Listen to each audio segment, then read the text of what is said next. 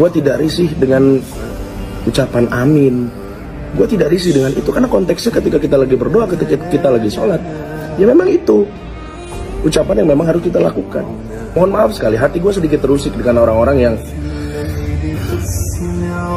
terlihat seperti ingin menjual akhirat mereka demi dunia. Presiden 2024 sudah tertulis di Lauhul Mahfuz. Siapa yang akan jadi pun juga sudah ditentukan. Takdir ini sudah ada yang menentukan, yaitu Allah Subhanahu wa Ta'ala. Tugas kita hanyalah berjuang. Itu yang diajarkan ke gua oleh guru-guru gua. Stop. Tidak usah lagi alergi dengan hal-hal yang berbau agama. Apalagi kalau konteksnya adalah hal-hal yang wajib. Masya Allah. Mudah-mudahan Allah ridho dengan video ini. Ika Paksul khas cerita situasi di masyarakat. Baca Al-Fatihah waladolin.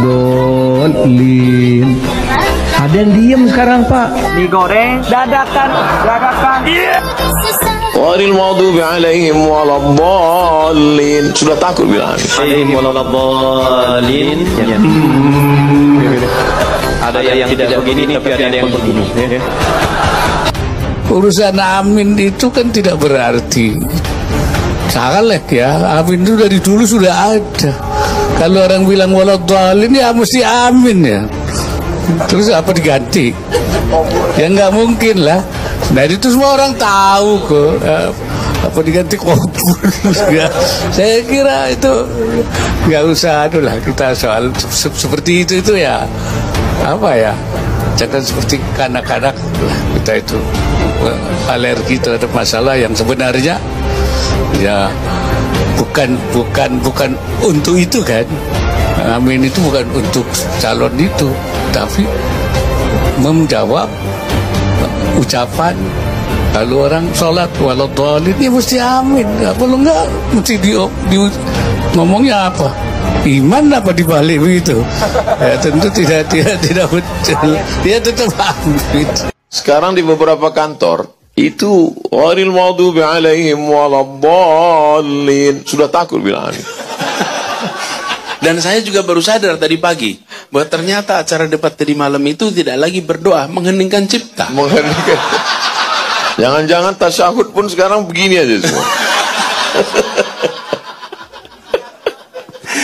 Iya. Masa tasawuf tangannya keluar dua, kan? Tasawuf satu lah, mau gimana kita? Ampun. Cocok seorang calon pemimpin kalau ibadah orang dipuja-pujanya. Dibilang tahiyat pula nak dua jari, mana lah bisa? Cocok gitu, Pak. Kita memang dari dulunya tahiyat tuh satu jari. Tapi kalau kami nyoblos tetap dua kami nyoblos. Kalau tahiyat satu, kalau baca Al-Fatihah tetap kami bilang amin. Tapi kalau kami coblos tetap nomor dua. Kemana, Pak? Nah, siapa yang bilang kolong-kolongnya gitu dua? Ada kedua tahiyat. Kan ada. Orang sekelas ustad, mau kiai pun kalau dah dia ngolok-ngolok ibadah orang tuh bisa hilang ke rumahnya. Kita tak pandai agama, cuma sering dengar ceramah. Gue bingung, sekelas ketua umum partai mempolitisasi agama. Akalnya gimana coba? Lo kalau mau jilat aja, gak usah lo bawa-bawa agama. Ada lagi juga yang komen, gak sopan lah sama orang tua ngomong kayak gitu. Ini masalah agama, Bung, ya. Lo jangan pernah permainin agama, apalagi mempolitisasi agama. Ingat. Asam sulfat aja belum kelar urusannya. Udah datang lagi asam julhan. Aduh. Lu kayak kagak pernah ngaji ya. Hah? Ketua partai masa ngomongnya kayak ngono. Kayak ngono dah tuh. Kacau nih orang. Aduh. Gimana cara bilanginnya ya? Udah tua, berpendidikan, sekolahnya tinggi, ya kan? Beda sama gua, masa lu kalah punya pikiran sama gua lo? Ah, apa kudu belajar sama gue? Hah? Ya, kita belajar ya ntar ya. Besok jam 9 pagi. Oke. Panjul.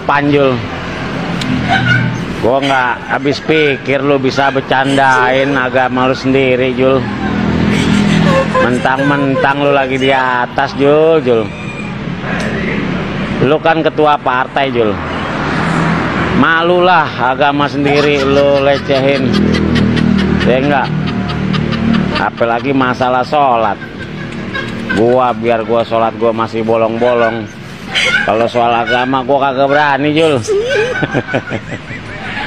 Kau lagi di atas, ingat ke bawah, Jul. Hidup tak selamanya, Jul.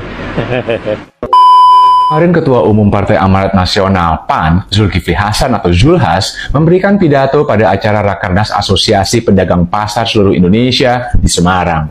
Tentu pada acara ini Zulhas berbicara dalam kapasitasnya sebagai Menteri Perdagangan, di mana seharusnya dia tidak boleh berkampanye. Tapi tetap saja Zulhas tidak bisa menahan dirinya dan tetap saja melakukan kampanye, walaupun tipis-tipis, terselubung, dan dalam bentuk candaan.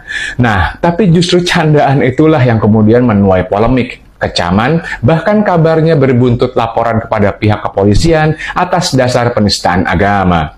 Dalam candaannya itu, Zulhas berkata bahwa pada saat sholat maghrib berjamaah, pada akhir bacaan surat Al-Fatihah tidak lagi diakhiri dengan membaca amin secara keras dan bersama-sama.